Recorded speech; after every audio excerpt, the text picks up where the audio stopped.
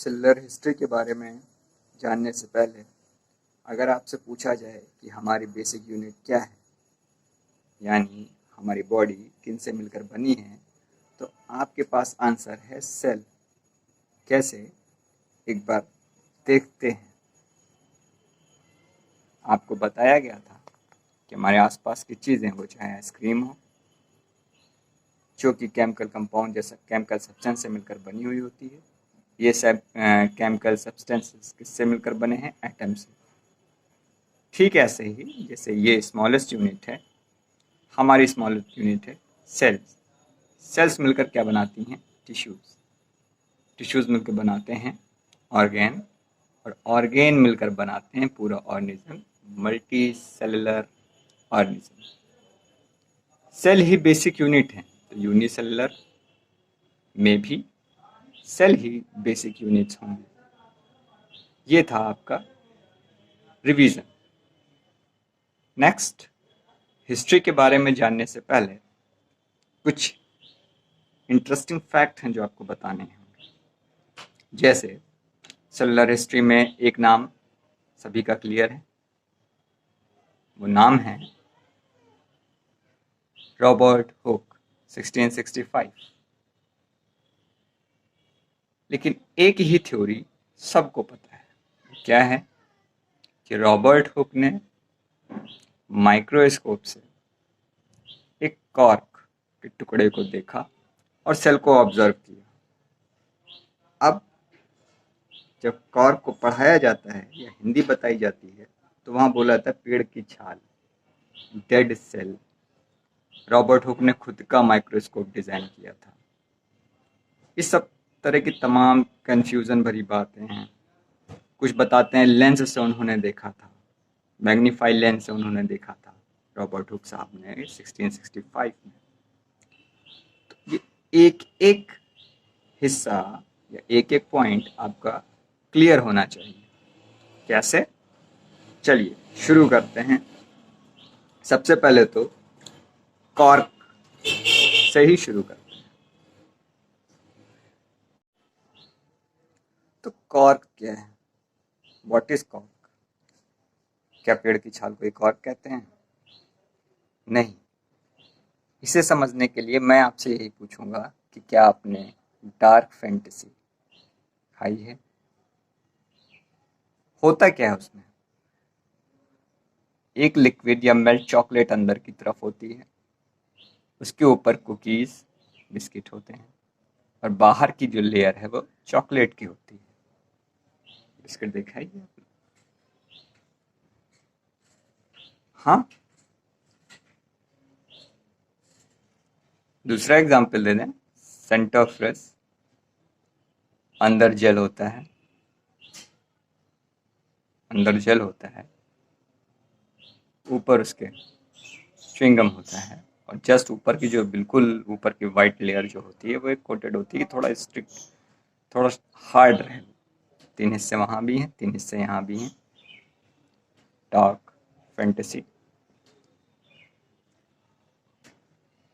अब हम इसको कंपेयर करने जा रहे हैं। एक ट्री है, पेड़ है, उसका स्टम, अपने पेड़ को काटा, अब जो हिस्सा बचा हुआ है, शूट वाला जो हिस्सा बचा हुआ है, जो तना होता है, स्टेम होता है, वो कटा हुआ है। हम ऑब्जर्व करेंगे उसको।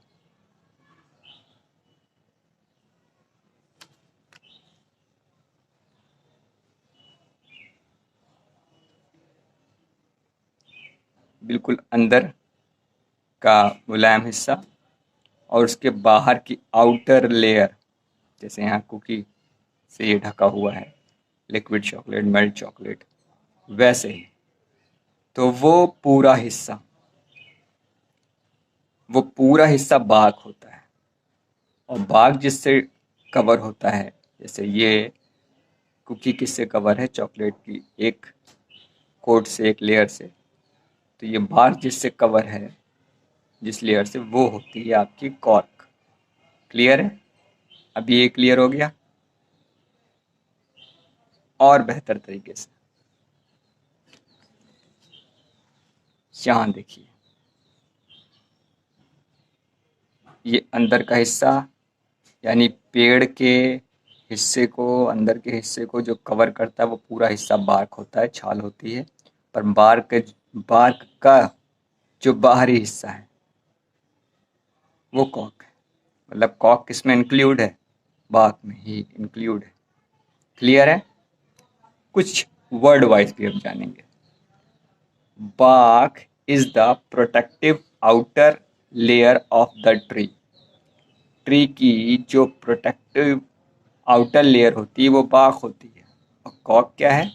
Is an outer tissue of the bark. Bark का बाहरी ऊतक है ये। अब दोनों में एक बहुत बड़ा डिफरेंस ये भी है, बार्क का जो अंदरूनी हिस्सा है वो लिविंग सेल से होता है और कॉर्क डेड सेल होती है। आई होप कॉर्क क्या है आपका क्लियर हो चुका है। तो अब जब कॉर्क किसे कहते हैं ये हमें पता चल गया है, तो आप जानते हैं कि यार रॉबर्ट हुक ने खुद के माइक्रो लेंस से, खुद के माइक्रोस्कोप से सेल को ऑब्जर्व किया था। इनका माइक्रोस्कोप कैसा था? उसमें 3 लेंस थे और एक स्टेज लाइट थी। अब एक बात समझिएगा, 1665 के बारे में बात हो रही है तो स्टेज लाइट कैसी रही होगी? लैंप देखे हैं आपने जो ऑयल से जलते हैं, उसको इन्होंने सेट किया था ताकि जो ऑब्जेक्ट ये रखें उस पर पूरा फोकस है। अब ये 3 लेंस कैसे यूज हुए? 3 लेंस, एक बाय कॉन्वेक्स और 2 एडिशनल लेंस थे, मतलब 2 एडिशनल लेंस थे यूज हुए थे, और एक बाय कॉन्वेक्स ऑब्जेक्टिव लेंस था। अब जो कॉम्बिनेशन था, एक्चुअली में पहली चीज़ तो इन्होंने बनाया नहीं था। लेंस बनाने के लिए एक बहुत बड़े इंस्ट्रूमेंट बनाने वाले लंदन के थे, उनका नाम है क्रिस्टोफर कॉक। क्रिस्टोफर कॉक, ये क्रिस्टोफर कॉक इन्होंने बनाया था। कब बनाया था? 1665 में खोज की गई सेल की। शुरुआती मतलब 1610 के आसपास उनके द्वारा अब तक जितने भी लेंस वगैरह बनाए गए थे, उन्हीं से इन्होंने अपना खुद का लेंस एक सेटअप तैयार किया, जो कि बहुत अच्छी इमेज नहीं दे रहा था। इसलिए उन्होंने एक स्टेज लाइट भी सेट की। वो स्टेज लाइट कैसे सेट की गई थी? ये ऑयल लैंप है, ठीक है। आगे एक बाउल है, बिल्कुल गोल स्फेरिकल, उसमें पानी भरा हुआ है, ठीक है। अब ये रोशनी होती हुई पानी से ऑब्जेक्ट पे लगेगी और यहाँ माइक्रोस्कोप था। उस माइक्रोस्कोप में ये बाय कॉन्वेक्स और 2 एडिशनल लेंस लगे हुए थे। एक ऐसे ट्यूब टाइप का था। वो लगभग उस टाइम के जो टेलीस्कोप होते थे लगभग देखने में वैसा, ठीक है। इनके माइक्रोस्कोप के बारे में अब हम जान चुके हैं। इन्होंने ऑब्जर्व क्या किया? तो इन्होंने जो ऑब्जर्व किया वो कुछ ऐसा था। हाँ, ऐसा। कॉर्क, जो कि अब हम जान चुके हैं डेड सेल होती है।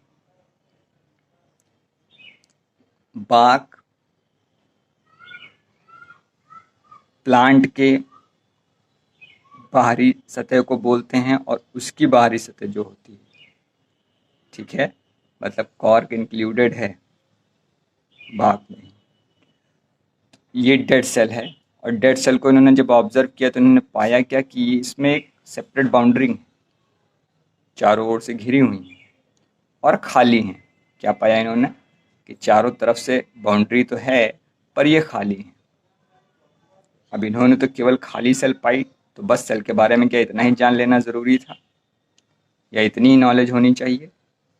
अगर इतना ही हम जानते हैं कि सेल अंदर से खाली है तो फिर हम आगे क्या पढ़ेंगे? अब सेल वर्ड जो हम बोल रहे हैं वो सेल वर्ड इन्होंने जब दिया तो सेल वर्ड क्यों दिया, आप अगर ध्यान से देखें तो ये किस तरह दिख रहे हैं,